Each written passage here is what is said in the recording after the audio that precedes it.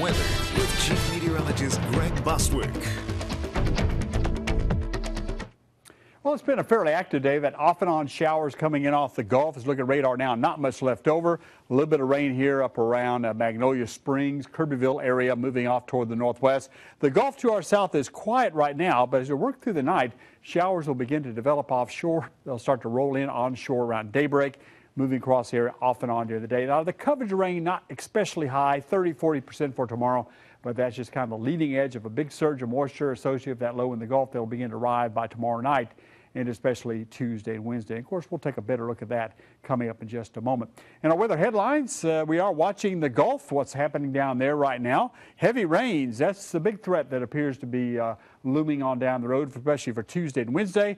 It should turn drier, as you see in our extended forecast by the end of the week.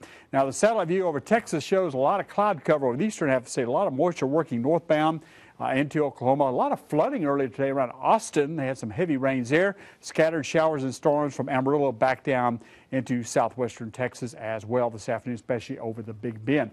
As far as the radar situation, the heavy rains that fell generally to the east and southeast of Austin, San Antonio today, that did prompt some flood warnings. Had pretty good rains there, 4 or 5 inches in spots. That's kind of lifted to the north up toward Waco and Dallas right now. Notice the Gulf, at least the immediate area, is pretty quiet. Way out there in the Gulf, you can see some of the showers well south of New Orleans, the northern flank of that low pressure system in the Gulf. And temperatures in the 60s and 70s at this hour.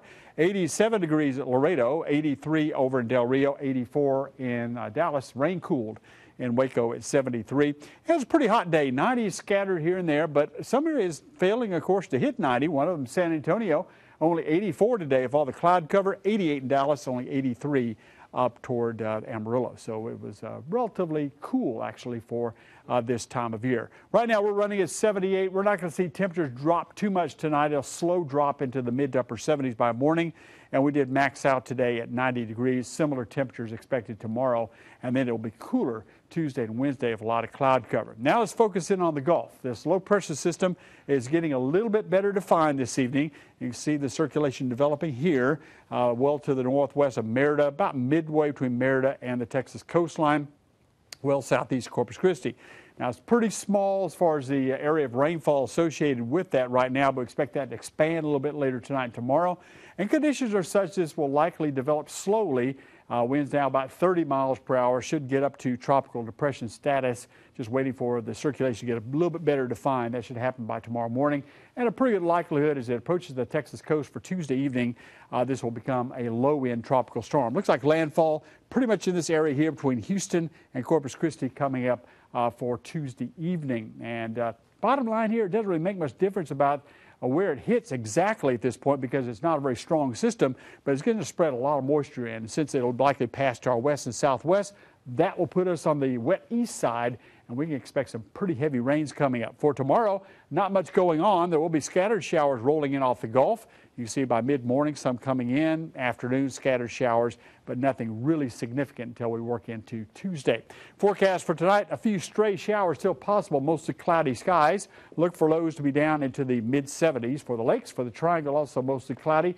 Toward morning, a few showers may begin to move back in, 30%. Look for lows tonight to be down into the 70s. And then for tomorrow, it looks like the chance of rain will be diminishing a little bit over the lakes, not as high as it was today, actually only 30%. And look for highs tomorrow to be up into the upper 80s, and same for the triangle. Excuse me, a little bit better chance of rain, 40%, and highs tomorrow will be up there close to 90 in the upper 80s. Now, extended forecast, boy, it's wet. Tomorrow, not so much, but Tuesday, Wednesday, some heavy downpours possible with that low coming out on shore. And then we dry out nicely by the end of the week. And, of course, the drying out means hotter temperatures. But we'll watch the Gulf very closely. I'm not overly concerned about this. And you can keep up with the latest what's going on with our KFDM weather app, free download for iPhones and Androids. But rain's going to be the problem. And, of course, a lot of areas of Texas still recovering from the floods we had a few weeks ago, and they don't need any more. Right, that's very true. So they'll be looking forward to that dry weather later then. Absolutely. And in addition to the app, we have our hurricane tracking chart. You guys can follow along with us at home. And there's a lot of good information besides just a tracking chart to help prepare for hurricane season, because this is June, and of course the real peak of the season is still August, September. So we may have to do this drill a few times. Hopefully not. Just getting started then. Right. Yep. All right.